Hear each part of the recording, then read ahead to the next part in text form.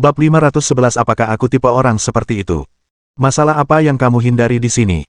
Nalan Wuxia memelototinya dan bertanya, apakah kamu mengganggu gadis-gadis lain sebelum datang ke sini? Qin Haodong berkata dengan wajah sedih, apakah aku tipe orang seperti itu? Benar, kata Nalan Wuxia tanpa ragu. Saya. Qin Haodong ingin menegur, tetapi setelah memikirkannya, dia benar-benar memprovokasi wanita jahat itu, Sun Qianqian, sebelum datang ke sini. Sebenarnya, kau benar, aku datang ke sini kali ini karena aku memprovokasi seorang wanita.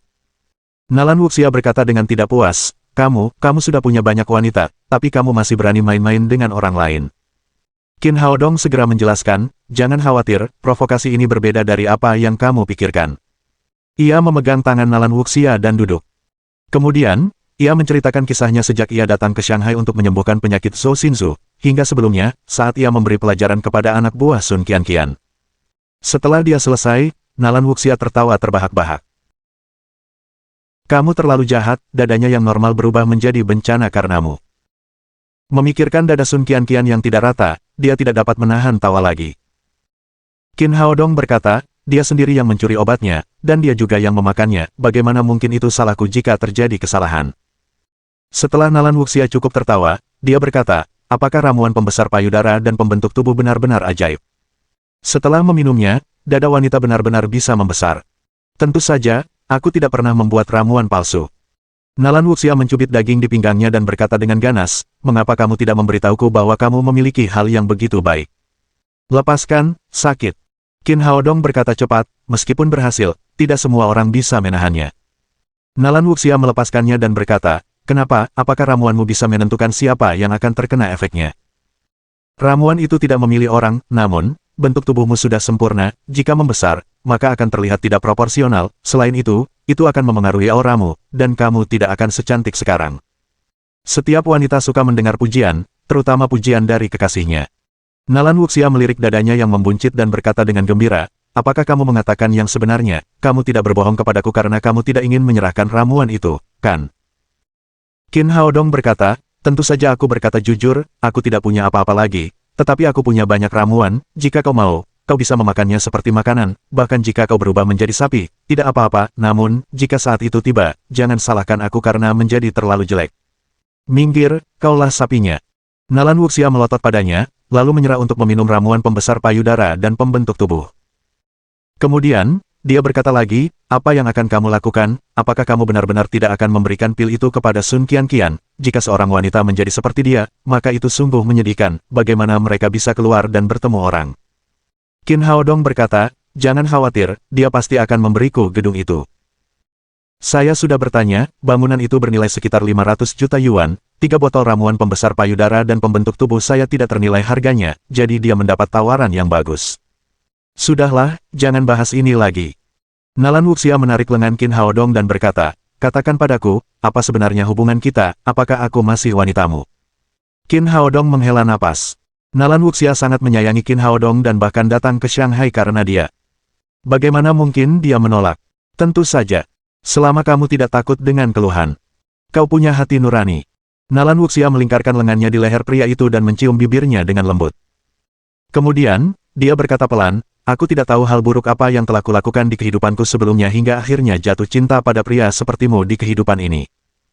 Qin Haodong berkata, bukan karena kamu melakukan hal-hal buruk, tetapi karena aku melakukan begitu banyak hal baik, jadi Tuhan memberiku wanita baik sepertimu. Keduanya berciuman di kantor, sementara di luar regu kriminal, Sun Wei yang berpenampilan seperti Buddha terlihat sangat gelisah.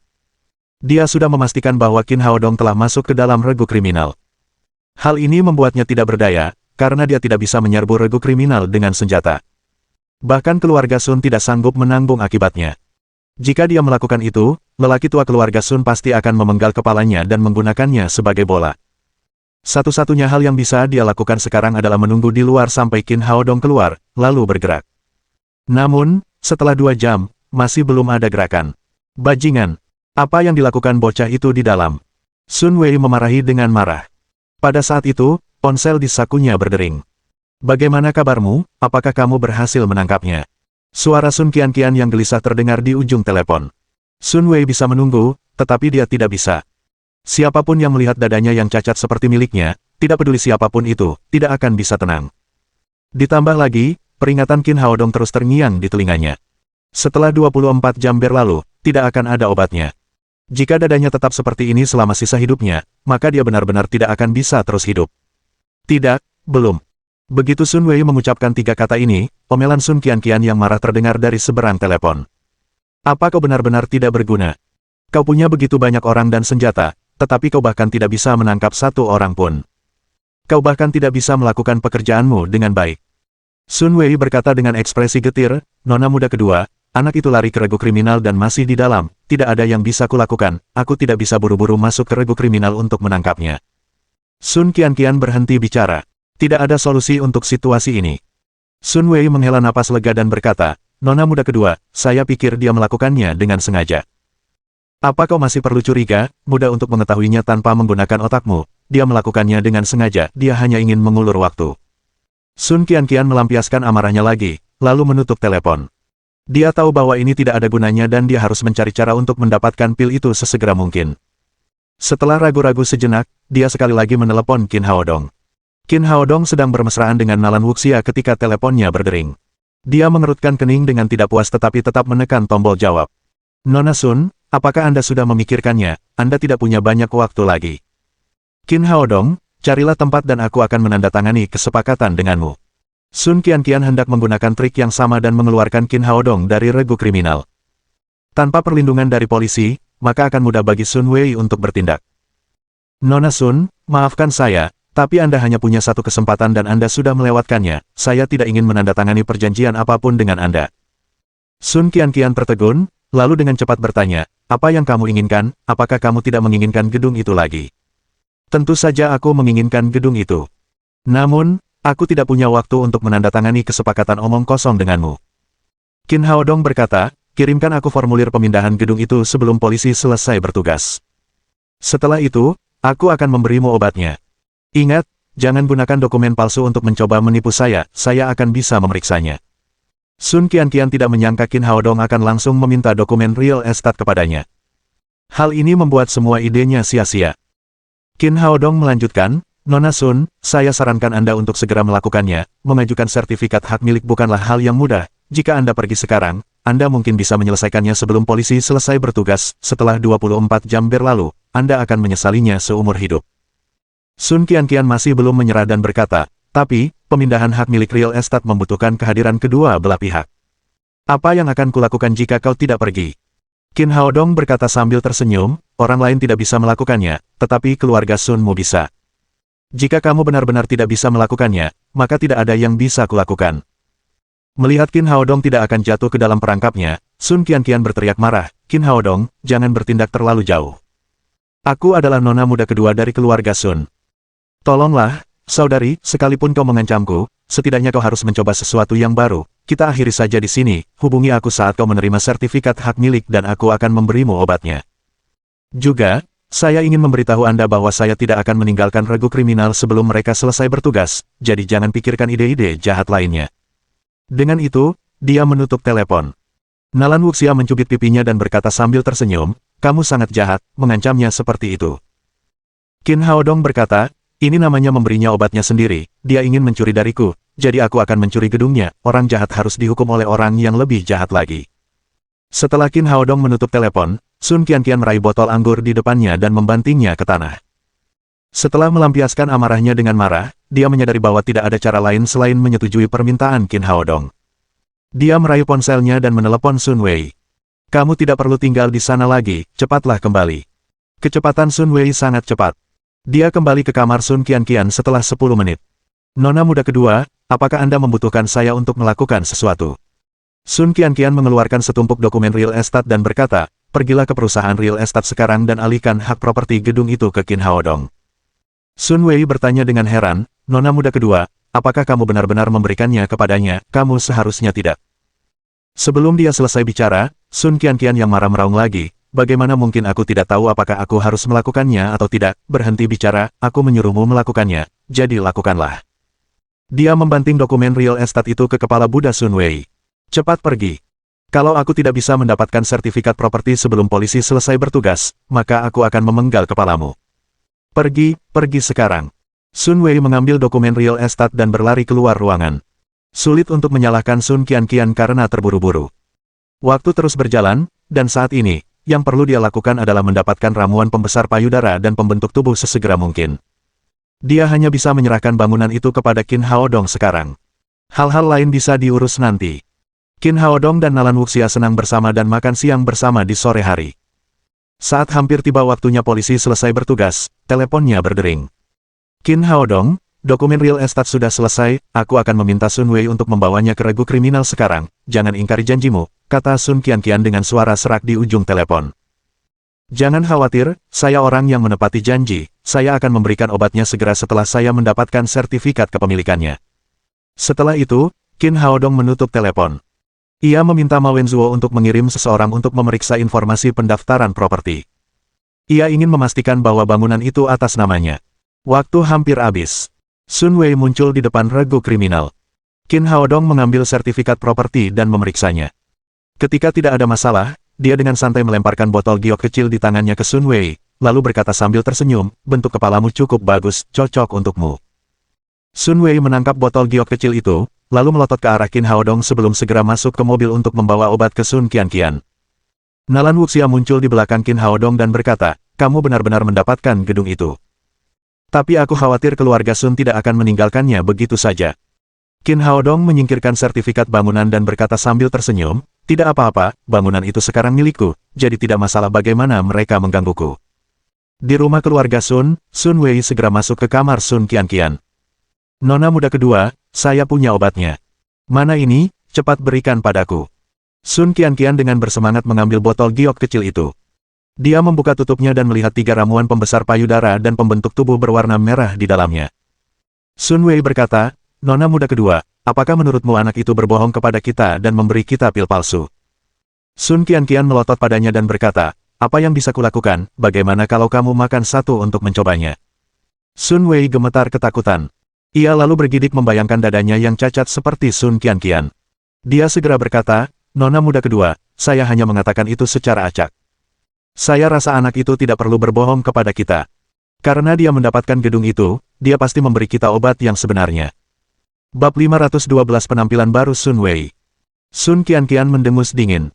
Kemudian, dia menuangkan 3 pil ke dalam mulutnya. Dia yakin bahwa Qin Haodong tidak perlu membuat obat palsu. Selain itu, yang terpenting adalah saat ini dia tidak punya pilihan lain. Setelah 4 hingga 5 jam, saat itu sekitar pukul 9 malam, Sun Qianqian keluar dari kamarnya. Saat ini, payudara kirinya telah tumbuh seukuran payudara kanannya. Seolah-olah ada 2 balon besar yang tergantung di dadanya. Sun Wei terus berjaga di luar pintunya sepanjang waktu. Ketika dia melihatnya keluar, dia segera melangkah maju dan berkata dengan nada menyanjung, Nona muda kedua, apakah kamu benar-benar sudah sembuh? Kemudian, dia melihat sosok Sun Qianqian dan berseru, Nona muda kedua, sosokmu sungguh menakjubkan. Bahkan model-model terkenal di dunia tidak dapat dibandingkan denganmu. Meskipun dia berkata demikian, itu bukanlah apa yang sebenarnya dia pikirkan. Kenyataannya, Sun Qianqian tingginya hanya 160 cm. Ukuran payudaranya yang sebelumnya backup cukup pas di tubuhnya, tetapi sekarang tiba-tiba menjadi ekap. Dengan payudara dan bokong yang besar, seluruh tubuhnya tidak proporsional. Dia tampak sangat aneh dan tidak memiliki kesan cantik. Namun, pujian seperti itu berhasil pada Sun Qianqian, karena dia berkata dengan bangga, benar. Aku juga merasa bentuk tubuhku cukup bagus. Sun Wei sekali lagi berkata dengan nada menyanjung, sudah kubilang anak itu tidak akan berani berbohong padamu, kau adalah nona muda kedua dari keluarga Sun. Pada titik ini, wajah Sun Qianqian langsung berubah dingin. Obatnya asli, tetapi gedung komersial itu sekarang atas nama anak laki-laki itu, kita harus menemukan cara untuk mendapatkannya kembali, selain itu, aku harus membuatnya membayar karena telah mempermainkanku. Tentu saja, keluarga Sun kita tidak bisa diprovokasi oleh siapapun. Sun Wei berkata, Nona muda kedua, apa yang harus kita lakukan, apakah Anda ingin saya membawa orang-orang bersama saya dan pergi merawatnya? Qin Haodong harus mati, namun, sebelum itu, kita harus mendapatkan kembali gedung itu. Sun Qianqian bertanya, apakah kamu tahu di mana anak itu tinggal? Sun Wei segera berkata, ya aku mengirim seseorang untuk mengawasinya selama ini, dia sedang makan malam dengan Nalan Wuxia dari regu kriminal distrik timur sekarang. Bagus, pergilah dan panggil orang-orangmu segera, kita akan pergi mencari Qin Haodong sekarang. Sun Wei berkata, Nona muda kedua, anak itu bersama kapten regu kriminal, bukankah tidak pantas bagi kita untuk bertindak sekarang? Sun Qianqian berkata, apa kau bodoh, tunggu sampai mereka terpisah, baru bergerak. Qin Haodong menemani Nalan Wuxia sepanjang hari. Mereka bahkan makan malam bersama di malam hari. Setelah makan malam, dia mengirimnya kembali ke asrama regu kriminal. Nalan Wuxia mencium pipinya dan berkata, hati-hati saat kau kembali, kurasa Nona Sun akan membuat masalah denganmu. Qin Haodong berkata sambil tersenyum, jangan khawatir, aku adalah orang yang paling tidak takut pada masalah. Dia sudah merasakan ada yang mengikutinya sejak lama. Dia tahu bahwa Sun Qianqian tidak akan membiarkan masalah ini berlalu begitu saja, oleh karena itu dia tidak memanggil taksi setelah pergi. Sebaliknya, dia berjalan perlahan di jalanan. Benar saja, begitu dia tiba di daerah terpencil, 7 atau 8 SUV melaju kencang ke arahnya. Sun Qianqian dan anak buahnya telah muncul. Setelah pintu mobil terbuka, Sun Wei dan anak buahnya menyerbu ke arah Qin Haodong dengan dominan sambil menenteng senjata di tangan mereka. Sun Wei mengarahkan pistolnya ke arah Qin Haodong dan berteriak dengan arogan, "Nak, kau telah menyinggung keluarga Sun kami, aku ingin melihat kemana kau bisa lari sekarang." Tanpa panik, Qin Haodong tersenyum padanya dan berkata, apakah kamu melihatku melarikan diri, bukankah aku sedang menunggu kalian? Sun Wei sangat marah hingga matanya terasa panas, tetapi dia tidak bisa berkata apa-apa. Qin Haodong benar-benar tidak terlihat seperti sedang melarikan diri. Sun Qianqian mendorong Sun Wei ke samping dan berkata kepada Qin Haodong, Qin, apakah kamu tahu mengapa aku mencarimu? Sepertinya efek obatnya cukup bagus. Qin Haodong mengamati dadanya dan berkata, tentu saja aku tahu mengapa kamu mencariku, kamu juga berpikir bahwa dada sebesar itu tidak cocok untukmu, jadi kamu ingin aku mengecilkannya. Dengan segala hormat, saya punya cara untuk membuatnya lebih besar, tetapi tidak lebih kecil. Sun Qianqian berkata dengan marah, saya tidak membicarakan hal ini, saya berbicara tentang gedung komersial di seberang Suez Jewelry. Petik 2. Oh, kau sedang membicarakan gedung itu. Qin Haodong berkata, gedung itu cukup bagus, namun, sekarang itu milikku. Sun Qianqian berteriak, aku memberikannya padamu. Benar sekali, kamu memberikannya padaku, jadi itu milikku, apakah ada masalah? Jangan pura-pura bingung, serahkan sekarang atau aku akan melemparkanmu ke sungai untuk memberi makan ikan.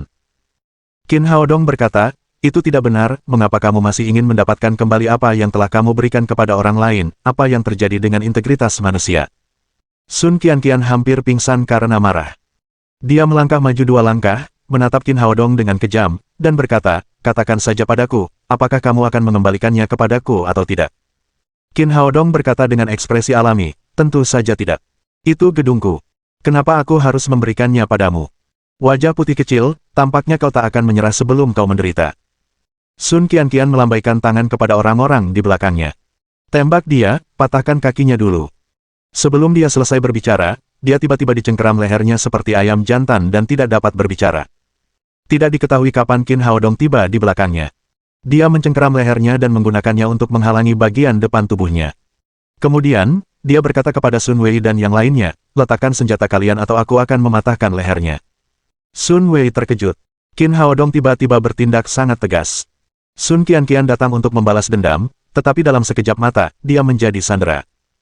Qin Haodong, jangan melakukan hal yang gegabah, kalau tidak, aku akan menembakmu. Sun Wei, yang tidak menyerah, masih ingin mengintimidasi Qin Haodong. Namun, dia melihat bahwa mata Sun Qianqian telah berputar ke belakang dan kakinya menendang-nendang. Dia akan dicekik sampai mati. Sun Qianqian adalah generasi ketiga dari keluarga Sun, jika dia dicekik karena dia, maka tidak ada seorang pun di sini yang akan tetap hidup. Memikirkan hal ini, Sun Wei melempar senjatanya ke tanah, seolah-olah tangannya terbakar, dan buru-buru berteriak, kalian mendengarnya, letakkan senjata kalian, letakkan semua senjata kalian. Lebih dari 20 pengawal hadir, tetapi hanya 4 orang yang membawa senjata. Ketika mereka mendengar perintah Sun Wei, mereka segera melemparkan senjata mereka ke tanah. Baru kemudian Qin Haodong mengendurkan tangan kanannya. Udara segar mengalir ke tenggorokan Sun Qianqian. Awalnya dia batuk, lalu menarik napas dalam-dalam beberapa kali. Dia merasa kakinya mati rasa. Jika dia tidak bersandar pada Qin Haodong, dia tidak akan bisa berdiri sama sekali. Dia benar-benar merasa seperti baru saja berhadapan dengan kematian. Qin Haodong tidak melepaskannya sepenuhnya. Dia berkata kepada pengawal, lemparkan senjatanya padaku. Para pengawal itu ragu-ragu sejenak. Sun Qianqian, yang baru saja pulih, segera berteriak dengan marah. Dia bilang untuk melempar mereka, apakah kalian tidak mendengarnya, apakah kalian ingin membuatku terbunuh? Dia benar-benar membenci pengawalnya saat ini. Ada lebih dari 20 pengawal, tetapi mereka tidak dapat menghentikan Qin Haodong. Dia bahkan menjadi sandera dan hampir dicekik sampai mati. Mendengar perintah tuannya, para pengawal menendang senjata ke tanah ke arah Qin Haodong, termasuk senjata Sun Wei. Itu lebih baik, kalau kamu punya sesuatu untuk dikatakan, lebih baik kita bicara baik-baik, kenapa harus pakai pisau dan senjata? Saat Qin Haodong berbicara, dia melepaskan Sun Qianqian. Begitu dia melepaskannya, Sun Wei segera menarik Sun Qianqian, lalu mengeluarkan pistol lain yang diikatkan di pinggangnya, dan mengarahkannya ke Qin Haodong. Nak, kau tidak menyangka aku punya 2 pistol, kan? Cepatlah berlutut, kalau tidak aku akan menembak kepalamu. Sun Wei berteriak dengan bangga. Saat dia merasa bangga dengan kepintarannya, dia tiba-tiba merasa tangannya menjadi lebih ringan. Kemudian, pistol itu muncul di tangan Qin Haodong, saat ujung pegangannya mengenai kepala Sun Wei 2 kali. Memar besar di kepala Sun Wei yang baru saja mengecil sedikit setelah diberi obat, kini berlumuran darah setelah dipukul. Setelah Qin Haodong memukul Sun Wei, dia menggoyangkan tangannya dengan ringan. Kemudian, senjatanya pecah menjadi beberapa bagian. Setelah itu, dia mengangkat tangannya dan dengan lembut memutar leher Sun Wei. Suara berderak renyah terdengar. Sun Wei begitu takut hingga ia hampir mengompol. Ia mengira dirinya sudah mati dan lehernya patah. Namun, ia segera menyadari bahwa ia tidak mati dan tidak merasakan sakit. Dengan sangat cepat, ia menyadari bahwa pemandangan di depannya miring pada sudut 45 derajat. Ternyata bukan pemandangannya yang miring, melainkan lehernya yang bengkok.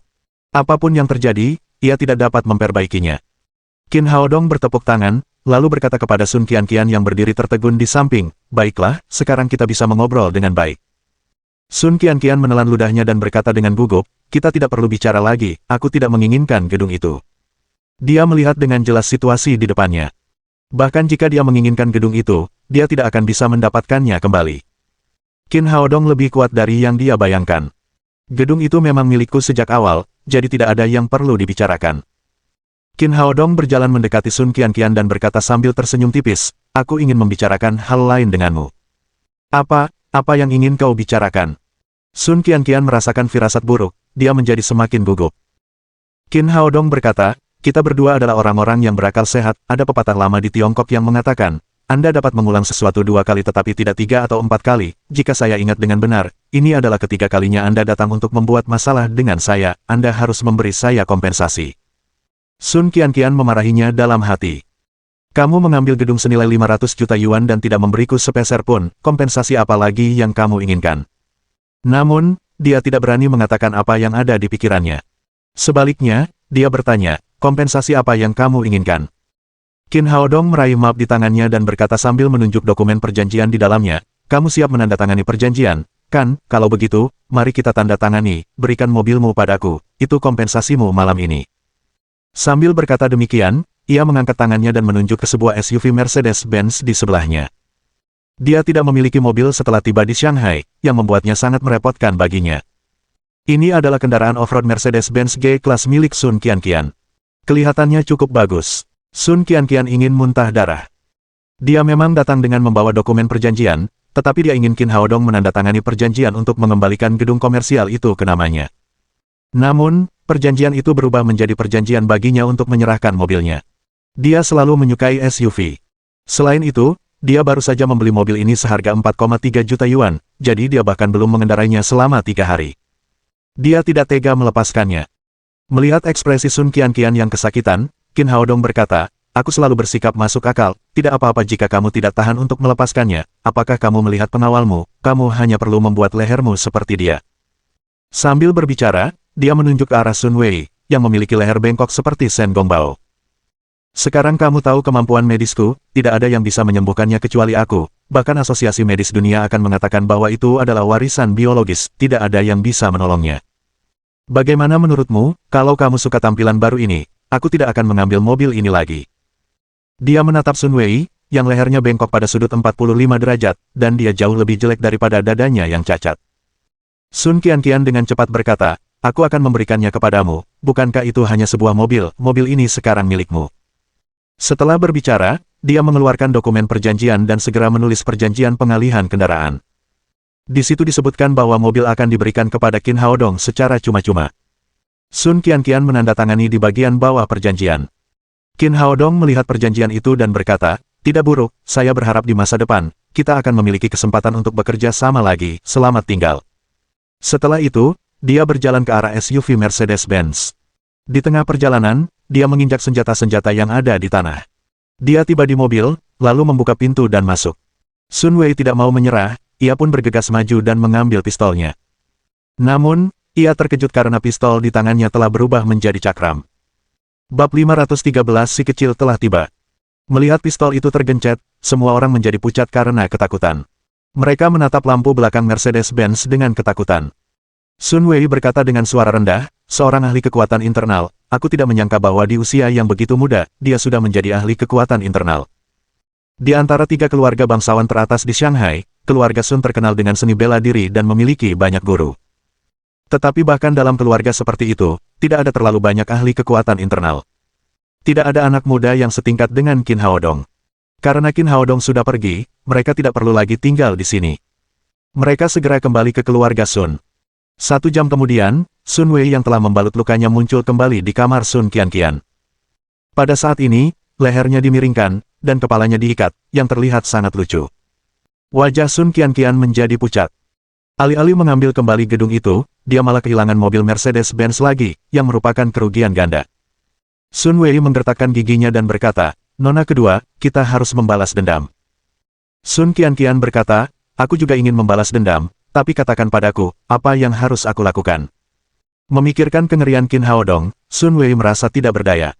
Dia berkata dengan ragu-ragu, Nona kedua, ayo panggil polisi. Panggil polisi, otakmu rusak.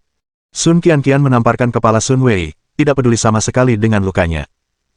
Jika kita panggil polisi, apa yang harus kita katakan kepada polisi? Kita bawa senjata untuk merampoknya, dia bisa menuntut kita, kita masih bisa memikirkan cara untuk menangani masalah ini sekarang, begitu kita dikenal oleh tuan tua itu, semuanya akan selesai. Ya, Nona. Sun Wei menutupi kepalanya dengan tangannya dan meringis kesakitan. Tiba-tiba, sebuah ide muncul di benaknya dan dia berkata, Nona, saya punya ide. Apa ide bodohmu lagi? Sun Qianqian menatapnya dan bertanya. Itu bukan ide yang bodoh, kali ini pasti ide yang bagus, kata Sun Wei. Nona kedua, pikirkanlah, Qin Haodong memaksamu untuk menyerahkan gedung itu dengan pilnya, bisakah kita juga memaksanya untuk menyerahkan gedung itu? Sun Qianqian berkata dengan kesal, kamu baru saja dipukuli habis-habisan olehnya dengan senjata, bagaimana kamu bisa memaksanya? Nona kedua, itu hanya karena kita meremehkan orang itu kali ini, aku tidak menyangka dia adalah seorang pejuang dengan kekuatan internal, tapi itu tidak masalah, meskipun dia kuat, dia punya keluarga dan teman, kan? Kita bisa menyandera keluarga dan teman-temannya, mari kita lihat apakah dia masih bisa melawan kita, pada saat itu, kita bisa melakukan apapun yang kita mau. Sun Qianqian memikirkannya dan setuju. Dia berkata, baiklah, aku serahkan padamu, aku akan memberimu hadiah jika kau berhasil, jika kau tidak bisa melakukannya dengan baik, kau akan keluar dari keluarga Sun. Jangan khawatir, Nona kedua, saya akan segera melakukannya, saya akan menyelidiki orang itu terlebih dahulu. Setelah Sun Wei selesai berbicara, dia berjalan keluar ruangan dengan leher dimiringkan. Qin Haodong pergi ke bandara setelah menyetir. Pesawat Lin Momo dan si kecil sudah dekat. Berpikir bahwa ia akan segera bertemu dengan wanita dan putrinya, ia pun merasa sangat gembira, dan ia pun memacu mobilnya lebih cepat. Di pintu keluar bandara, Lin Momo berjalan keluar bersama Tang Tang bersama orang banyak. Ibu cantik dengan putrinya yang cantik tampak sangat menarik perhatian di antara kerumunan. Qin Haodong melihat mereka sekilas. Si kecil pun melihat Qin Haodong, maka dia pun langsung melompat dari pelukan Lin Momo, menghambur ke pelukan Qin Haodong, dan mencium pipinya. Dia memegang leher Qin Haodong erat-erat dan berkata, Papa, aku sangat merindukanmu setelah sekian hari tidak melihatmu. Aku juga merindukanmu. Qin Haodong berkata sambil mencium wajah bocah kecil itu beberapa kali. Pada saat ini, Lin Momo juga datang menghampiri mereka. Dia maju memeluk Lin Momo dan menciumnya tanpa berkata apa-apa. Meskipun dia telah memikirkan Qin Haodong selama berhari-hari, Lin Momo masih malu-malu. Dia mendorongnya dengan lembut dan berkata dengan malu-malu, apa yang kamu lakukan? Tang Tang masih di sini. Saya tidak melihat apapun. Si kecil berkata sambil menutup matanya dengan tangannya yang berdaging. Dia menggunakan matanya yang besar untuk melihat mereka melalui jari-jarinya dan terkikik.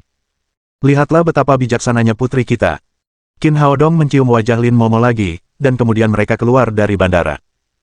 Setelah naik mobil, Qin Haodong melemparkan sertifikat real estate gedung komersial itu kepada Lin Momo.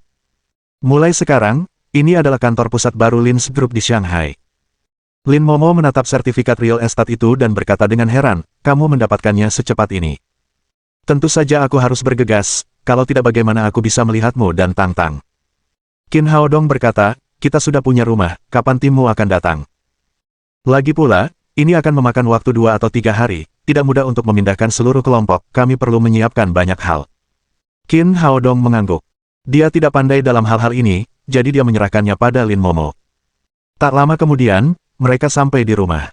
Karena seringnya menelepon, Lin Momo sangat memahami situasinya. Dia tahu bahwa ada rumah di sini dan tidak terkejut. Setelah naik ke atas, keempat gadis itu masih belum tidur, duduk di ruang tamu dan menonton TV bersama. Setelah mendengar suara langkah kaki, mereka melihat ke sana. Ketika mereka melihat Lin Momo dan si kecil memasuki pintu bersama Qin Haodong, ekspresi orang-orang ini berbeda. Li Meiyu dan Jia Xihan terkejut dan heran. Mereka tidak menyangka Qin Haodong akan membawa seorang wanita cantik dan seorang gadis kecil yang cantik kembali begitu terlambat. Nalan Wushuang dan Qi Waner terkejut dan berseru, "Kakak Lin, Tang Tang, kalian sudah datang." Ibu kedua, Bibi Waner, kamu juga di sini. Si kecil juga sangat terkejut. Dia berlari dan melemparkan dirinya ke pelukan Nalan Wushuang. "Tang Tang, bagaimana kamu bisa sampai di sini?" Nalan Wushuang menciumnya dan bertanya. "Papa yang membawa mama dan aku ke sini." Si kecil menunjuk ke arah Qin Haodong dan berkata. Ketika dia mendengar Tang Tang memanggil Qin Haodong papa dan Lin Momo mama, wajah Li Meiyu langsung berubah. Selama ini, perasaannya terhadap Qin Haodong berubah setiap hari.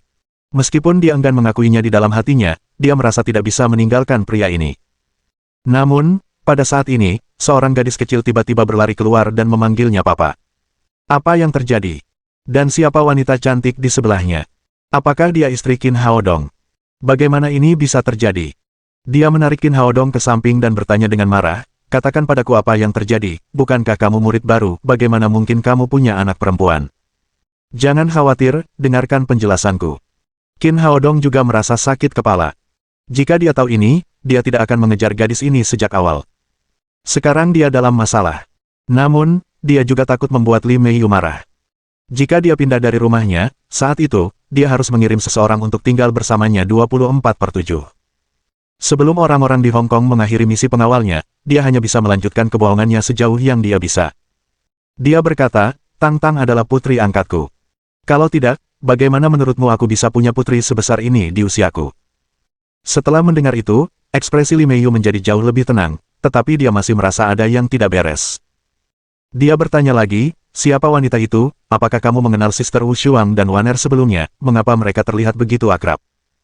Qin Haodong berkata, "Dia adalah Suster Momo, Ibu Tang Tang, kedua keluarga kami dulu tinggal bersama. Kami bertetangga dan memiliki hubungan yang baik. Kali ini dia datang ke Shanghai untuk memulai perusahaan dan akan tinggal bersama saya untuk sementara waktu." Kakak Wushuang adalah ibu baptis Tang Tang, mereka saling kenal, wajar saja jika mereka akrab dengan Waner dan kakak Wushuang. "Jadi, kamu juga kenal Sister Wu dan Waner sebelumnya, kenapa kamu tidak memberitahuku?" "Aku tidak begitu mengenal mereka, dan aku takut kamu akan terlalu curiga, jadi aku tidak mengatakan apapun." Qin Haodong berbohong satu persatu, dan dahinya dipenuhi keringat dingin. Untungnya, penjelasan ini hampir tidak masuk akal. Li Meiyu berkata, "Baiklah, aku akan percaya padamu, jangan sembunyikan apapun dariku di masa mendatang." "Mengerti, Yang Mulia." Qin Haodong menghela napas lega. Kali ini, dia akhirnya berhasil. Sekarang dia berharap lelaki tua di Hong Kong itu dapat membawa cucunya kembali secepat mungkin dan mengakhiri misi pengawalan ini. 1 juta yuan sehari memang gaji yang besar, tetapi itu terlalu melelahkan. Setelah sarapan keesokan harinya, Qin Haodong dan Li Meiyu pergi ke sekolah bersama. Lin Momo mengajak si kecil untuk melakukan hal-hal lain terkait relokasi kelompok sementara. Jia Xihan sangat menyayangi anak kecil itu. Kebetulan saja dia tidak punya kegiatan apapun, jadi dia ikut dengan mereka. Setelah tiba di kelas, Zifu Bao dan Tian Boguang segera berkumpul di sekitar Qin Haodong ketika mereka melihatnya. Zifu Bao berkata, "Bos, Anda membolos di hari pertama sekolah, apa yang Anda lakukan?" Tian Boguang berkata sambil tersenyum sinis, "Apakah kamu pergi berkencan dengan seorang wanita cantik?" Zifu Bao berkata, "Omong kosong, ada begitu banyak wanita cantik di kelas kita, bukankah cukup bagi bos untuk berkencan dengan mereka, bagaimana dia bisa pergi berkencan?" Tian Boguang berkata, "Kamu tidak mengerti meskipun aku memberitahumu, sebagai seorang pria lajang, bagaimana kamu tahu kebahagiaan dari hubungan di luar nikah?" "Cukup, diamlah." Qin Haodong tidak ingin terlalu banyak bicara tentang urusannya sendiri. Ketika dia melihat Su Hui tidak ada di sini, dia mengalihkan topik pembicaraan dan berkata, "Mengapa Su Hui tidak datang hari ini?" Zifu Bao berkata, "Saya tidak tahu, kemarin, Anda sebagai pengawas membolos, hari ini, giliran wakil pengawas yang membolos." Tian Boguang tersenyum dan berkata, untungnya, kalian tidak membolos bersama, kalau tidak, kami akan benar-benar mengira kalian berdua sedang berkencan, itu akan menyakiti banyak orang lajang. Tak lama kemudian, bel berbunyi, tetapi Su Hui tidak kunjung datang. Sepertinya dia membolos hari ini. Setelah seharian mengikuti kelas, Qin Haodong hampir selalu mengantuk. Dengan keterampilan medisnya saat ini, tidak ada yang bisa menjadi gurunya di bidang pengobatan Tiongkok.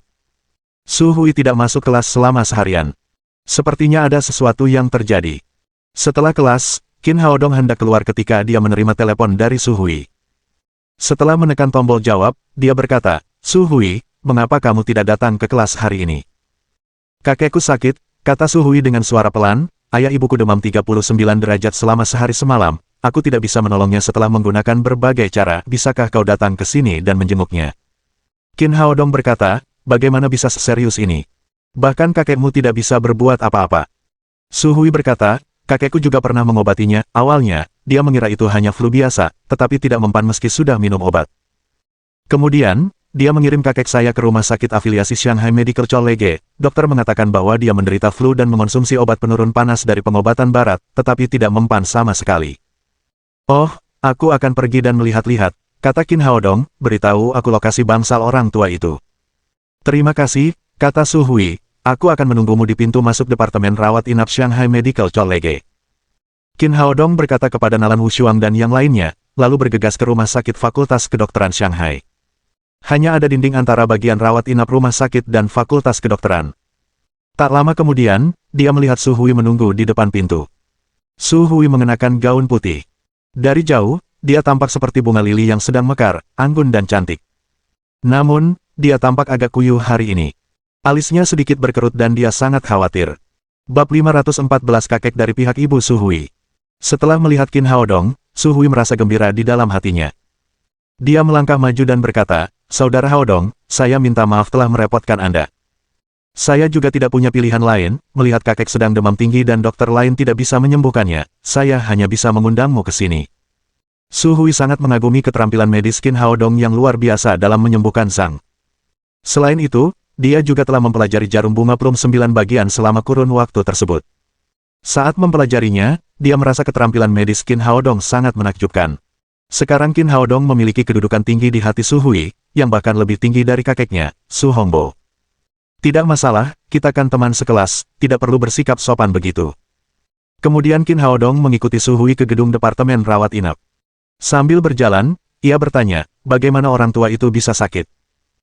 Kakek dari pihak ibu saya adalah seorang profesor di Departemen Arkeologi di Universitas Shanghai, Liu Qigong. Beberapa hari yang lalu, sebuah makam yang sangat penting digali di Tiongkok, karena kakek saya telah membuat prestasi besar dalam arkeologi, ia diminta untuk memimpin sebuah tim untuk memeriksanya. Kakek juga sangat tertarik dengan makam kuno itu dan membentuk tim arkeologi, namun, dia tidak menyangka akan jatuh sakit pada hari pertama masuk ke makam itu, setelah kembali, dia terus demam hingga sekarang. Di unit perawatan intensif di Shanghai Medical College, seorang lelaki tua kurus sedang berbaring di tempat tidur dengan rona merah aneh di wajahnya yang pucat. Dia adalah kakek Su Hui, Liu Qigong. Karena demam tinggi yang terus-menerus, dia mengalami koma. Kakek Su Hui, Su Hongbo, sedang duduk di kepala tempat tidur, dengan tangan kanannya menyentuh denyut nadi Liu Qigong. Dia mengerutkan kening, seolah-olah sedang mencari penyebab penyakitnya. Di belakang lelaki tua itu berdiri seorang pemuda berusia 20-an, mengenakan kacamata berbingkai emas, mengerutkan kening. Dia adalah murid Liu Qigong, bernama Zhang Jingsong. Dia telah berjaga di samping lelaki tua itu selama beberapa hari terakhir. Pada saat ini, pintu terbuka, dan seorang dokter setengah baya berusia 50-an masuk, diikuti oleh 7 atau 8 dokter berjas putih. Di samping dokter setengah baya itu, seorang dokter muda berusia 30-an memperkenalkan kasusnya. Profesor Zhao, kasus ini sangat istimewa. Gejalanya sudah berlangsung lebih dari 24 jam. Awalnya kami pikir itu hanya flu biasa, tetapi setelah tes darah, tidak ada virus atau bakteri. Kami mengesampingkan kemungkinan demam tinggi yang disebabkan oleh flu biasa, tetapi kami tidak dapat menemukan penyebab lain. Kami sudah bingung harus berbuat apa, jadi kami hanya bisa merepotkan Anda untuk membantu kami. Dokter setengah baya itu bernama Zhao Qingzong, dan dia adalah seorang ahli penyakit dalam yang terkenal di Shanghai Medical College. Jika Su Hongbo adalah tokoh terkemuka di sekolah kedokteran Tiongkok, maka Zhao Qingzong adalah otoritas kedokteran barat. Setelah mendengarkan pengantarnya, Zhao Qingzong hanya mendengus pelan dan tidak berbicara, tetapi wajahnya penuh dengan kesombongan. Tampaknya dia tidak menganggapnya serius. Dokter muda lain di sebelahnya berkata, Dokter Wang, jangan khawatir, guru saya akan menyembuhkannya. Saat mereka sedang berbicara, mereka memasuki bangsal. Zhao Qingzong mendongak dan tiba-tiba melihat kakek Su Hui duduk di samping tempat tidur. Dia mengerutkan kening dan berkata, Su Hongbo, mengapa kamu ada di sini? Setelah itu, dia menoleh ke dokter muda di sebelahnya dan berkata dengan marah, ada apa denganmu? Ini rumah sakit pengobatan barat, Aula Sains, mengapa kamu mengundang praktisi pengobatan Tiongkok ke sini? Karena kamu telah memintanya untuk datang, mengapa kamu mengundangku ke sini? Ia adalah pakar pengobatan barat, dan Su Hongbo adalah pakar pengobatan Tiongkok. Mereka adalah perwakilan pengobatan Tiongkok dan pengobatan barat di Shanghai Medical College. Baru kemarin, Zhao Qingzong juga mengusulkan kepada direktur rumah sakit untuk membubarkan sekolah pengobatan Tiongkok. Su Hongbo bertengkar hebat dengannya mengenai masalah ini. Kemudian mereka benar-benar berdebat sengit. Karena itu, dia sangat marah saat melihat Su Hongbo ada di bangsal. Setelah itu, dia menoleh dan hendak pergi. Dokter muda itu segera menjelaskan. Profesor Zhao, tolong jangan marah, pasien itu adalah kerabat Ten Su sekarang tidak lagi tampil sebagai dokter, tetapi sebagai anggota keluarga pasien, tolong jangan salah paham. Mendengar penjelasan dokter muda itu, Zhao Qingzong memikirkan sesuatu dan mencibir. Dia menoleh dan menatap Su Hongbo, lalu berkata, Tuan Su, karena Anda mengatakan pengobatan Tiongkok sangat ampuh, mengapa Anda tidak menggunakan keterampilan medis Anda untuk mengobati kerabat Anda, mengapa Anda mengirimnya ke bangsal kami? Jenggot Su Hongbo berkedut. Untuk sesaat, dia tidak menemukan alasan yang tepat. Dalam hatinya, dia tidak ingin mengirim Liu Qigong ke sini, tetapi dia tidak dapat menemukan penyebab penyakitnya untuk sementara waktu. Liu Qigong mengalami demam yang sangat parah. Atas permintaan kuat dari orang tua Su Hui, dia hanya dapat mengirim Liu Qigong ke tempat ini untuk memeriksakan diri. Namun, tidak pernah terlintas dalam benaknya bahwa dia akan bertemu dengan rival lamanya, Zhao Qingzong, di sini. Melihat Su Hongbo tidak berbicara, Zhao Qingzong langsung tertawa terbahak-bahak. Orang tua, kalau saya tidak salah, itu karena kamu tidak bisa menyembuhkan penyakit saudaramu itu maka kamu mengirimnya kepada kami, bukan? Setelah itu, dia tertawa lagi dan berkata dengan nada sarkastis, kemarin, ketika kita berdebat, Anda mengatakan bahwa pengobatan tradisional Tiongkok adalah harta karun yang ditinggalkan oleh para leluhur kita. Anda mengatakan bahwa itu adalah hasil dari budaya Tiongkok selama ribuan tahun. Anda juga mengatakan bahwa pengobatan tradisional Tiongkok dapat menyembuhkan penyakit secara menyeluruh, tetapi pengobatan barat hanya dapat menyembuhkan gejalanya, bukan penyakitnya. Sekarang, kau bahkan tidak bisa menyembuhkan saudaramu sendiri, katakan padaku, apa gunanya harta karun ini, apa gunanya, sekarang kau bahkan tidak bisa mengobati demam, bagaimana kalian, para tabib pengobatan Tiongkok, bisa mengobati penyakit ini secara menyeluruh? Anda, Su Hongbo sangat marah hingga wajahnya menjadi pucat. Dia berkata dengan marah, saya akui bahwa saya belum menemukan penyebab penyakitnya sampai sekarang, tetapi itu bukan karena pengobatan Tiongkok, tetapi karena keterampilan saya tidak cukup baik, itu tidak ada hubungannya dengan pengobatan tradisional Tiongkok. Orang tua, kamu masih keras kepala saat ini. Zhao Qingzong berkata, kalau begitu, kamu harus terus mencari praktisi pengobatan Tiongkok untuk mengobatinya, ketika kamu yakin, dan ketika kamu mengatakan bahwa pengobatan Tiongkok itu bohong, praktisi pengobatan Tiongkok tidak baik, dan pengobatan Tiongkok tidak sebaik pengobatan Barat, maka aku akan datang untuk mengobati kerabatmu. Su Hongbo tidak menyangka bahwa orang ini berpikiran sempit sehingga mengancamnya dengan nyawa anggota keluarganya. Dia langsung berkata dengan marah, Zhao Qingzong, kamu dokter atau bukan? Apakah kamu masih ingat apa pekerjaan dokter? Zhao Qingzong mencibir dan berkata, orang tua, tidak ada gunanya mengatakan itu, kamu bisa datang kepadaku ketika kamu sudah yakin. Pada saat ini, Gao Jingsong, yang berada di sebelahnya, tidak tahan lagi. Dia menunjuk hidung Zhao Qingzong dan berkata, saya tidak tahu pengobatan Tiongkok atau pengobatan Barat. Saya hanya tahu bahwa guru saya sedang sakit sekarang. Kalian para dokter seharusnya merawatnya, bukan malah merenggut nyawa pasien untuk mengancam orang lain, kalian sama sekali tidak memenuhi syarat untuk menjadi dokter. Yah, dia benar-benar tidak pantas menjadi dokter. Saat mereka sedang berbincang, seorang pemuda dan seorang wanita masuk. Mereka adalah Qin Haodong dan Su Hui. Melihat seorang pemuda berusia 20-an memberinya pelajaran, Zhao Qingzong berkata dengan suara dingin, siapa kamu, apakah kamu tahu siapa aku, apa hakmu untuk berbicara denganku? Qin Haodong meliriknya dan berkata, saya mahasiswa fakultas kedokteran, dan pada saat yang sama, seorang praktisi pengobatan Tiongkok, saya tidak perlu tahu siapa Anda, saya hanya tahu bahwa Anda tidak memiliki etika medis seperti seorang dokter. Omong kosong, seorang mahasiswa berani berbicara dengan Profesor Zhao seperti ini, kamu benar-benar tidak sopan. Apakah kamu tahu siapa Profesor Zhao? Murid-murid yang dia ajar sudah cukup untuk menjadi gurumu. Profesor Zhao adalah seorang PhD di negara Mia adalah tokoh terkenal di Asosiasi Medis Dunia. Jika ia tidak memenuhi syarat untuk menjadi dokter, maka tidak ada seorang pun yang memenuhi syarat. Para dokter di belakang Zhao Qingzong menyerang Qin Haodong dengan kata-kata. Mendengar begitu banyak pujian, Zhao Qingzong berkata dengan bangga, apakah kamu mendengarnya? Seorang siswa sepertimu, yang belum lulus, tidak memenuhi syarat untuk berbicara denganku sama sekali. Qin Haodong meliriknya dengan pandangan menghina dan berkata, betapapun hebatnya pengalamanmu, dan seberapa hebatnya keterampilan medismu, kamu tidak memiliki etika medis dan kamu bukan apa-apa di mataku. Zhao Qingzong sangat marah. Dengan keterampilan dan pengalaman medisnya, kemanapun dia pergi, dia akan dikelilingi oleh orang-orang. Dia tidak pernah dihina seperti ini. Dasar bocah bodoh, aku tidak akan bicara denganmu. Zhao Qingzong menoleh dan terus berkata kepada Su Hongbo, kalau kau ingin aku mengobatinya, kau harus menundukkan kepala dan meminta maaf padaku, kalau tidak, kau bisa mencari tabib pengobatan Tiongkok yang bisa menyembuhkannya. Sebelum Su Hongbo sempat berbicara, Qin Haodong berkata, kamu tidak perlu mencari dokter, aku bisa menyembuhkannya. Ketika dia selesai berbicara, semua orang yang hadir terkejut, tetapi kecuali Su Hui, mereka semua mencibirnya. Dia adalah seorang dokter pengobatan Tiongkok berusia 20-an dan seorang mahasiswa yang belum lulus. Bahkan Su Hongbo tidak dapat menyembuhkan penyakitnya, bagaimana dia bisa melakukannya? Su Hongbo menarik Su Hui dan bertanya, siapa orang ini? Kakek, ini teman sekelasku Qin Haodong yang sudah kuceritakan padamu, aku belajar teknik jarum bunga plum darinya. Ekspresi Su Hongbo berubah saat mendengar nama Qin Haodong. Apakah dia benar-benar pria itu? Namun, jika dia benar-benar Qin Haodong, bagaimana mungkin dia datang ke Shanghai Medical College untuk menjadi mahasiswa baru? Tetapi jika dia bukan orang itu, siapa lagi yang bisa memiliki keterampilan medis yang luar biasa di usia yang begitu muda? Dia berkata, anak muda, apakah kamu benar-benar bisa menyembuhkan penyakit ini? Qin Haodong mengangguk dan berkata, jangan khawatir, pasti akan sembuh. Setelah itu, dia berjalan ke samping tempat tidur Liu Qigong. Melihat bahwa dia akan mengobati Liu Qigong, dokter muda itu berteriak, tunggu sebentar, sebagai mahasiswa pengobatan Tiongkok, kamu tidak diizinkan untuk mengobati orang di sini. Jika pasien tidak sembuh, siapa yang akan bertanggung jawab saat itu? Aku akan mengambilnya. Si tua Su Hongbo marah. Dia membuka matanya lebar-lebar dan berkata, anak muda, kau boleh melakukan apapun yang kau mau, apapun yang terjadi, aku akan bertanggung jawab. Dokter muda itu menangis. Tuan Su, itu yang Anda katakan. Su Hongbo menangis. Itulah yang kukatakan, mulai sekarang, apapun yang terjadi pada Liu Qigong tidak ada hubungannya dengan rumah sakitmu.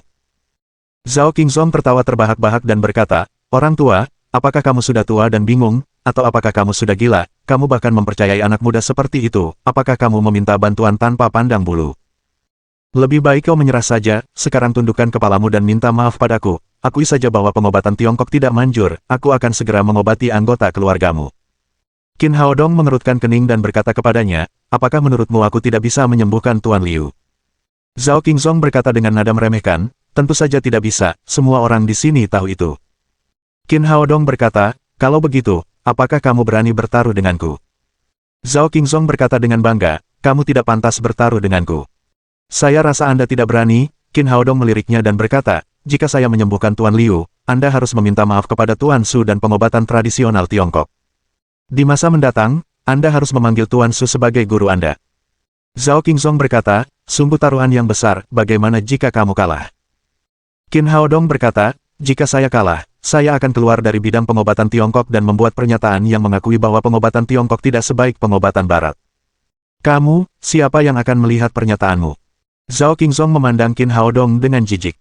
Aku tidak menerimanya karena taruhanmu sama sekali tidak memuaskanku. Qin Haodong melangkah ke arahnya dan membisikkan beberapa patah kata. Ekspresi Zhao Qingzong berubah. Dia mengamatinya dan bertanya, apakah kamu yakin? Bab 515 Roh Jahat. Qin Haodong berkata, tentu saja. Zhao Qing berkata tanpa ragu, baiklah, aku bertaruh denganmu, jangan menarik kembali kata-katamu. Melihat dia benar-benar setuju, orang-orang di sekitarnya sangat terkejut. Terutama Su Hongbo, dia dan Zhao Qingzong adalah pesaing lama. Dia tahu bahwa orang ini selalu sombong dan angkuh. Dia tidak akan setuju untuk bertaruh dengannya. Mengapa dia bertaruh dengan Qin Haodong? Apa yang dikatakan pemuda itu kepadanya? Kalau begitu, mari kita perjelas, semua orang di sini bisa menjadi saksi, saya akan mulai merawat Tuan Liu sekarang. Setelah Qin Haodong berkata demikian, dia mengeluarkan pil peningkat fisik dan memberikannya kepada Liu Qigong. Kemudian dia mengeluarkan jarum perak dari sakunya. Padahal, Kedua metode itu pada dasarnya adalah cara untuk menutupinya. Liu Qigong tidak sedang pilek. Ketika Qin Haodong baru saja masuk, dia yakin bahwa lelaki tua ini sepenuhnya dipengaruhi oleh roh jahat, menyebabkan demam berkepanjangan yang tidak dapat disembuhkannya. Obat-obatan tidak berpengaruh sama sekali. Tampaknya ada sesuatu di kuil kuno yang dipenuhi roh jahat. Kalau tidak, lelaki tua itu tidak akan jatuh sakit. Cara terbaik untuk menghadapi roh jahat semacam ini adalah dengan menggunakan cermin yin yang. Karena itu, ia berani bertaruh dengan Zhao Qingsong. Setelah memasuki alam inti emas, Qin Haodong telah mampu mengendalikan ukuran cermin yin yang. Pada saat ini, ia telah mengubahnya menjadi cermin seukuran koin, ia memegangnya di telapak tangannya, diam-diam menyerap ki roh jahat dari tubuh Liu Qigong.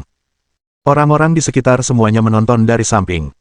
Zhao Qingsong dan para dokter di belakangnya semua mencibir dan sama sekali tidak menganggap serius cara Qin Haodong.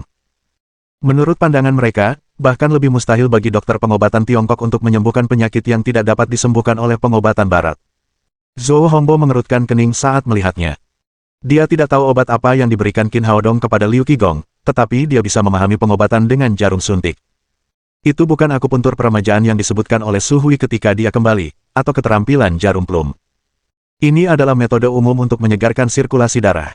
Jika metode ini efektif, Liu Qigong tidak perlu tinggal di rumah sakit. Melihat ini, dia tidak bisa tidak khawatir tentang Qin Haodong.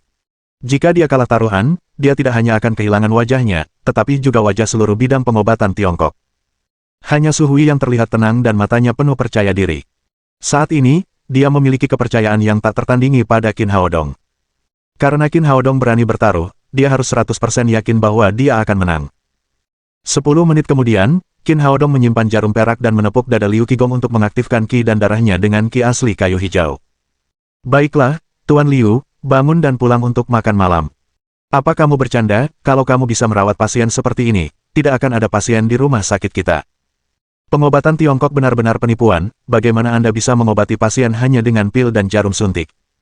Ini sangat memalukan, anak muda memang terlalu kekanak-kanakan, mereka berani mengobati segala macam penyakit dan bertaruh segala macam, sekarang, dia akan dihukum karena itu. Orang-orang di belakang Zhao Qingsong berusaha sekuat tenaga untuk melihat kegagalan Qin Haodong. Bahkan wajah Zhao Qingsong menunjukkan bahwa dia bangga. Dia juga berpikir bahwa dia telah menang kali ini. Orang bijak medis hanyalah orang-orang yang penuh omong kosong. Ternyata Qin Haodong telah memberitahunya identitasnya secara diam-diam saat itu. Zhao Qingsong setuju untuk bertaruh karena Qin Haodong adalah orang bijak medis Tiongkok. Jika menang, Qin Haodong akan meminta maaf kepadanya atas nama dunia pengobatan Tiongkok. Tidak dapat disangkal bahwa reputasi para ahli pengobatan Tiongkok masih sangat berpengaruh. Setelah taruhan itu, ia akan menjadi dokter pengobatan barat paling terkenal di Tiongkok. Keinginannya pun pupus. Liu Qigong yang sedang koma tiba-tiba membuka matanya dan kemudian tiba-tiba duduk di tempat tidurnya. Apa yang terjadi? Kenapa aku di sini? Dia melirik Su Hui dan berkata, gadis, aku haus, apakah ada air? Baiklah, aku akan mengambilkannya untukmu. Su Hui sangat gembira saat melihat kakeknya akhirnya bangun. Dia segera berbalik untuk mengambil air. Orang-orang yang hadir terkejut. Apa yang terjadi? Orang tua ini tadinya hanya koma, tetapi sekarang tiba-tiba terbangun. Apakah pemuda ini benar-benar sembuh dari penyakitnya? Dokter muda itu menenangkan diri dan mengulurkan tangan untuk menyentuh kepala Liu Qigong. Liu Qigong menatapnya tajam dan berkata dengan tidak puas, apa yang akan kamu lakukan? Tuan Liu, jangan khawatir, saya dokter yang ditunjuk untuk Anda, saya hanya ingin melihat apakah Anda masih demam. Saya merasa baik-baik saja, saya tahu tubuh saya sendiri, dan semuanya baik-baik saja. Setelah berbicara, dia mengambil air dingin yang dibawa Su Hui dan meneguknya hingga habis dalam cangkir besar. Dokter muda itu pertama-tama menyentuh dahi Liu Qigong, lalu menyentuh lehernya. Ia menyentuh beberapa tempat secara berurutan, tetapi tidak menemukan sedikit pun tanda-tanda demam. Bagaimana ini bisa terjadi? Dia adalah dokter yang bertugas, dan dia jelas tahu tentang kondisi Liu Qigong. Suhu tubuhnya mencapai 39 derajat, bagaimana dia bisa pulih secepat itu? Su Hongbo juga mengulurkan tangan dan memeriksa denyut nadi Liu Qigong. Denyut nadi yang kacau itu telah hilang, dia telah pulih sepenuhnya. Liu Qigong menepis tangannya dan berkata, sudah cukup, kamu tidak perlu merasakan denyut nadiku lagi, aku baik-baik saja sekarang. Su Hui berkata, kakek, kau membuat kami takut, suhu tubuhmu terlalu tinggi, kakek tidak dapat menyembuhkanmu, dan para dokter di rumah sakit juga tidak dapat merawatmu, akhirnya, teman sekelaskulah yang menyelamatkanmu. Apakah kamu berbicara tentang pemuda ini? Liu Qigong memegang tangan Qin Haodong dan berkata, anak muda, terima kasih. Sama-sama, Tuan Liu, itulah yang seharusnya dilakukan seorang dokter. Liu Qigong adalah seorang kakek yang sangat ceria. Saat ini, tubuhnya telah pulih sepenuhnya. Dia menarik Qin Haodong dan berkata, "Anak muda, apakah kamu belum makan? Ayo kita pergi ke rumahku untuk minum, aku harus berterima kasih padamu." "Tunggu sebentar, Tuan Liu, ada yang harus saya tangani." Kemudian Qin Haodong menoleh dan meraih Zhao Qingzong yang siap menyelinap pergi. Dia menunjuk Su Hongbo dan berkata kepada Zhao Qingzong, "Panggil dia guru." Zhao Qingzong hampir mati tersedak ludahnya sendiri. Dia telah bersaing dengan Su Hongbo selama bertahun-tahun. Harus menundukkan kepala untuk meminta maaf dan memanggilnya guru. Apapun yang terjadi, dia tidak bisa membuka mulutnya. Qin Haodong berkata, "Kau tidak mau melakukannya, kan? Aku merekam seluruh taruhannya. Jika kau menyangkalnya, aku akan mengirimkannya ke internet dan membiarkan semua orang di dunia melihatmu, seorang ahli pengobatan barat." "Tidak, jangan lakukan itu, aku mengakui kekalahanku." Pada akhirnya, Zhao Qingzong memilih untuk menundukkan kepalanya dan membungkuk kepada Su Hongbo. "Guru saya, Tuan Su, saya pernah salah di masa lalu, saya seharusnya tidak memfitnah praktisi pengobatan Tiongkok, saya minta maaf kepada Anda dan kepada kalangan pengobatan Tiongkok." Kalimat itu pendek, tetapi dia mengucapkannya dengan susah payah. Setelah menyelesaikan kata-katanya, dia bergegas keluar bangsal bersama anak buahnya. "Aku tidak menyangka akan melihat orang ini menundukkan kepala dan meminta maaf di kehidupan ini, aku tidak menyesal, bahkan jika aku mati." Setelah Su Hongbo menghela napas dengan emosi, dia berkata kepada Qin Haodong, "Anak muda, jika aku tidak salah, kamu adalah orang bijak medis Qin Haodong dari kota Jiangnan, bukan?" Qin Haodong sedikit terkejut. "Bagaimana kamu bisa tahu?" Kemudian dia merasa lega. Sang bijak medis sangat terkenal di kota Jiangnan, tetapi hanya sedikit orang yang mengenalnya di provinsi lain. Mereka yang dapat mengenalinya adalah para pendahulu pengobatan Tiongkok. Ten Su adalah seorang profesor pengobatan tradisional Tiongkok di Shanghai Medical College. Tentu saja, ia sangat peduli dengan urusan dunia pengobatan tradisional Tiongkok. Tidak mengherankan jika ia dapat mengenalinya. Su Hongbo berkata, "Sebenarnya, ketika Su Hui mengatakan kepadaku bahwa kamu dapat menggunakan akupuntur permajaan, aku menduga bahwa kamu mungkin adalah orang bijak medis. Namun, aku tidak menyangka bahwa orang bijak medis akan datang ke sekolah kedokteran Shanghai untuk belajar. Dengan keterampilan medismu, tidak ada seorang pun yang dapat menjadi gurumu. Sebaliknya, kamu cukup baik untuk menjadi guruku. Kamu menyanjungku." Qin Haodong berkata dengan sopan, "Aku datang ke Shanghai Medical College untuk melakukan sesuatu yang lain, jadi aku tidak mengumumkannya ke publik." "Oh," kata Su Hongbo, "aku akan merahasiakannya." Liu Qigong berkata, "Baiklah, ini bukan tempat yang bagus untuk berbicara, ayo kita ke rumahku dan bicara sambil makan." Qin Haodong tidak menolak dan meninggalkan rumah sakit bersama mereka, diikuti oleh Su Hui. Melihat gurunya sudah keluar dari bahaya, Gao Jinsong tidak lagi mengikutinya. Dia hanya mengantar keempat orang itu ke rumah Liu Qigong dan pergi. Liu Qigong tinggal di lantai pertama, ada halaman kecil yang penuh dengan bunga dan tanaman. Setelah masuk, seorang wanita tua berusia 60-an keluar untuk menyambutnya. Dia adalah Zhu Chunmei, istri Liu Qigong. Siapa pemuda ini, apakah dia pacar Su Hui? Wanita tua itu melihat Qin Haodong sekilas. Dia memegang tangannya dan bertanya dengan antusias, "Anak muda, apakah kamu penduduk asli Shanghai? Apa pekerjaan orang tuamu? Apakah kamu seorang pelajar?" Tampaknya dia sedang memilih pacar untuk cucunya. Qin Haodong juga terdiam. "Suamimu tidak mudah bertahan hidup, bukankah seharusnya kamu peduli dengan kesehatannya? Mengapa kamu memperhatikanku?" Sebenarnya, dia salah paham. Zhu Chunmei tidak tahu seberapa serius penyakit Li Qigong. Dia mengira Li Qigong sedang flu dan akan pergi ke rumah sakit untuk disuntik. Su Hui tidak memberitahu dia tentang situasi yang sebenarnya. Sebaliknya, dia lebih memedulikan pacar cucunya. Su Hui tidak bisa tenang. Dia melirik Qin Haodong dan berkata dengan wajah merah, "Nenek, apa yang kamu bicarakan? Dia hanya teman sekelasku." "Bagus, kalian saling mengenal dengan baik, dan tingkat pendidikan kalian sama. Nanti, saat kalian menikah, kalian juga bisa berbicara dalam bahasa yang sama." Bagaimanapun, wanita tua itu telah memutuskan bahwa Qin Haodong adalah menantunya. Zhu Chunmei telah menyiapkan makanan sebelum mereka tiba, jadi mereka langsung pergi makan. Setelah makan, Su Hongbo bertanya, "Qin kecil, aku belum sempat bertanya penyakit apa yang dideritanya kali ini, bagaimana bisa begitu serius, dan denyut nadinya sangat kacau sehingga aku tidak tahu apa masalahnya." Qin Haodong berkata, "Tuan Liu tidak sakit kali ini.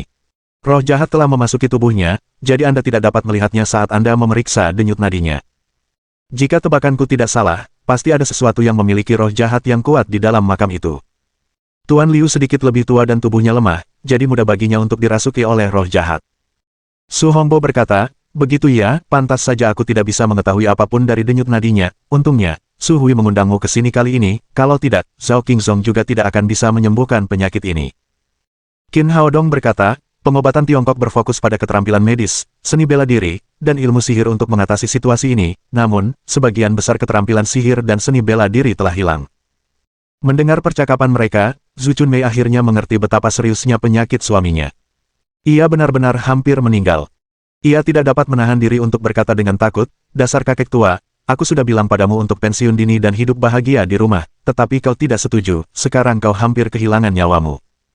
Su Hongbo berkata, sudah cukup, jangan bahas itu lagi, dia tidak akan mati karena bencana ini, dan dia akan diberkati di masa depan. Kali ini, kita harus berterima kasih kepada Little Qin, tidak ada seorang pun selain dia yang bisa menyembuhkannya. Kita tidak perlu berterima kasih padanya, kita akan menjadi keluarga di masa depan. Zhu Chunmei memegang tangan Qin Haodong dan berkata, aku tidak menyangka cucu menantuku begitu cakap, dia jauh lebih baik daripada kalian berdua, orang tua. Mohon dukungan dari Om Ante-Ante sekalian buat subscribe agar Mimin terus semangat untuk up novel seru lainnya. Sekiranya ada kebutuhan buat subbag, silakan inbox Mimin atau tuliskan di kolom komentar. Terima kasih.